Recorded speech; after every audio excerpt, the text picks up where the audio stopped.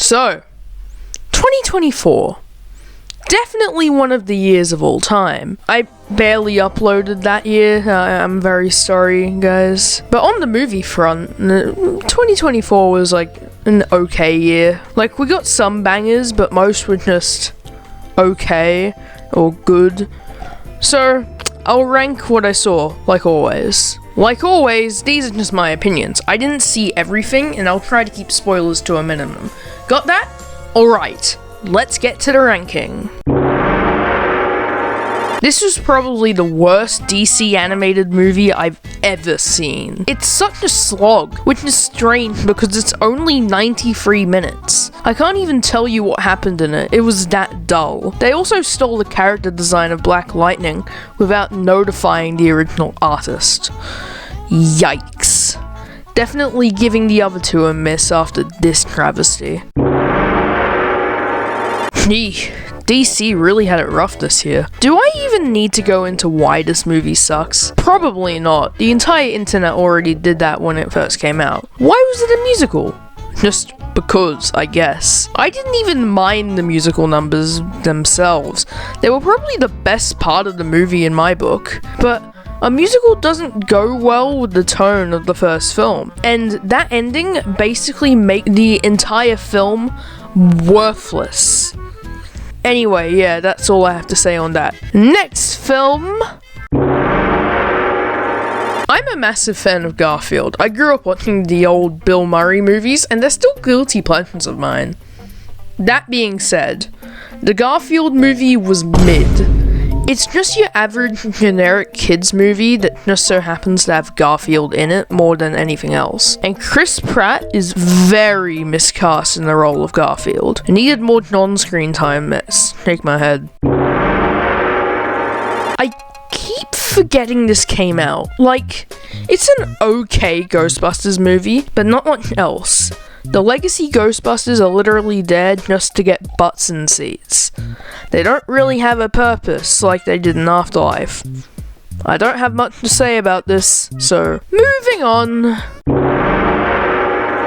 Okay, massive jump up in quality from this point onwards. The Beekeeper is just a fun time. The pinnacle of turn your brain off fun. Silly lines. Everyone, need your attention, please. I'm gonna burn this place to the ground. Over to the top action, Jason Statham committing to the bit. I just had so much fun with it. These Monsterverse movies are just so silly and fun, man. But this movie's title contains false advertising. Kong and Godzilla do not kiss. That's it, 0 stars. I wasted my money on this. I really like Dargyle. Yeah, you heard me. It's not perfect, but I had fun with it. You guys are just mean, I swear to God. I know this isn't a movie, but I saw it at a cinema, so it counts. Yeah, this show has some promise. I should watch the rest now, shouldn't I?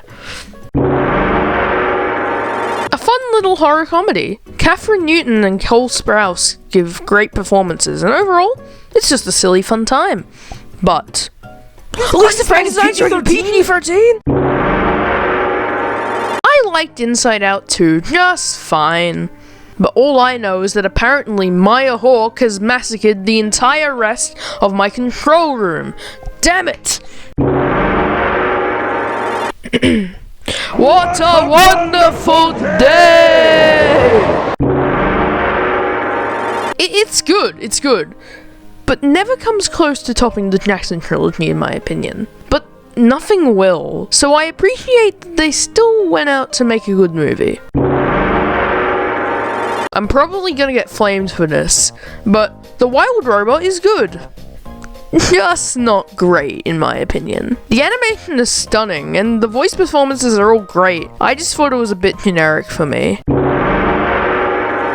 This is why we need a stunt category at the Oscars. Colt Seaver's literally me, for real. It's not Citizen Kane, but it's a fun time. Cool to see the MCU get a bit more mature, which is the environment both of these characters need. A solid action movie. Dev Patel is great in the director's chair, and this movie proves it. Longlegs was hyped up to be the scariest movie ever made, or something along those lines. And while I didn't find it that scary, I still found it to be an exceptionally well-made movie with a standout performance by Nick Cage. Definitely worth a watch. Aside from the AI nonsense, this movie was a very cool take on the found footage genre. Definitely gonna revisit this one in the future. I love the Paddington movies, they're just so charming. And this was probably the funniest movie in the series. The highlight was Olivia Colman. You could just tell that she was having so much fun on the set. A very bizarre take on Wii Tennis, but okay. Like Paddington, I just find Wallace and Gromit so charming. And also, I love stop motion to bits, so I was definitely gonna love this one. Good job, Aardman!